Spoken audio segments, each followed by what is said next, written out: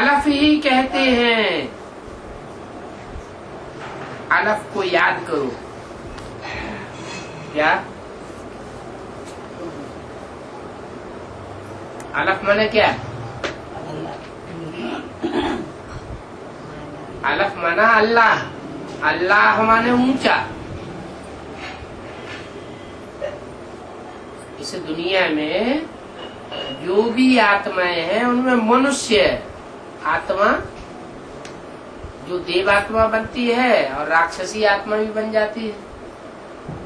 नीचे उठती है तो देवात्मा बनती है, नीचे गिरती है तो राक्षस बन जाती है। वो आत्मा ही सबसे ऊंची है। और आत्मा याद किसे करे? याद उसे करे जो आत्माओं में सबसे ऊंचा पाठधारी है। वो कौन है? बिंदु बिंदु आत्मा है तो सब है, कीड़े मकोड़े पशु पक्षी सब बिंदु है। लेकिन उनमें ऊंची आत्माएं हैं मनुष्यों की। और मनुष्य आत्माओं में भी देवात्माएं ऊंची है। और उन देवात्माओं को भी मनुष्य से देवता बनाने वाला सुप्रीम सोल सबसे ऊंचा है। लेकिन ऊंचा और नीचा ये किस दुनिया की बात है? साकार दुनिया की बात है या निराकारी दुनिया की बात है? साकार दुनिया में ऊंचे और नीचे होता है। तो ऊंचे के ऊंचे को याद करना है, उसको कहते हैं अलफ। पहला अक्षर है उर्दू का। ये नहीं कहा नुक्ता बिंदु ऊंचते ऊंचे। क्या बिंदु के ऊंचे और नीचे होने की बात नहीं है। वो अलफ ऊंचते ऊंचे। बे क्यों नहीं? अलफ के बाद और भी तो नंबर है, बे पे टे ते से। वो ऊंच क्यों नहीं ऊंचते ऊंचे? क्योंकि और सब जो है वो अनिश्चय बुद्धि हो जाते हैं।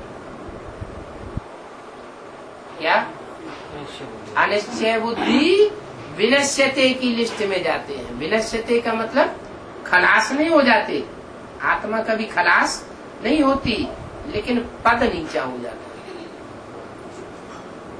क्या 500 करोड़ की माला है मनुष्यों की, तो जो भी 500-700 करोड़ की मनुष्यों की माला है उसमें जो दाने हैं वो ऊपर नीचे तो होंगे कि नहीं होंगे? कोई ऊंचे होंगे, कोई नीचे होंगे।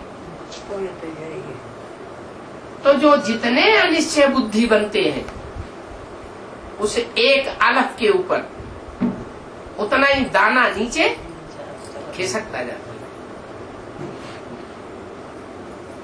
एक के ऊपर अनिश्चय बुद्धि बनेंगे तो जरूर कहीं दूसरी जगह निश्चय बैठेगा। एक जगह आत्मा शरीर छोड़ती है तो दूसरी जगह जाने जन्म लेती है। वो स्थूल जन्म मरण है और ये बेहद का जन्म मरण है।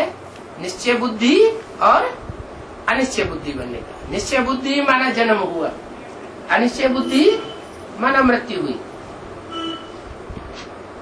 तो जो निश्चय बुद्धि बनने वाली आत्माएं हैं, खासकर मनुष्य आत्माओं की बात हो रही है। जानवर निश्चय बुद्धि अनिश्चय बुद्धि तो बनेंगे ही नहीं, उनके अंदर तो बुद्धि ही नहीं है, ज्ञान ही नहीं है। तो उन मनुष्य आत्माओं में जो मनुष्य का पार्ट बजाती है उनमें ऊंच से ऊंच कौन, जिसको हमें याद करना है? अलफ। क्या अलफ और बे दो चीजें हैं। बे है पड़ा डंडा और अलफ है खड़ा डंडा। क्या तो एक ही ऐसी आत्मा है जो आदि से अंत तक अनिश्चय बुद्धि नहीं बनती और बाकी सब आत्माएं चल जाती है, घूम जाती है बुद्धि। इसलिए जो भी आसमान में 9 लाख सितारे हैं, उन 9 लाख सितारों में एक ही सितारा ऐसा माना जाता है जो अपनी जगह कभी नहीं छोड़ता। वो अपनी जगह पे दृढ़ रहता है और बाकी सब सितारे उसके आसपास घूमते रहते हैं। कोई छोटा चक्कर काटते हैं और कोई बहुत बड़ा लंबा चौड़ा चक्कर काटते हैं अनिश्चय बुद्धि।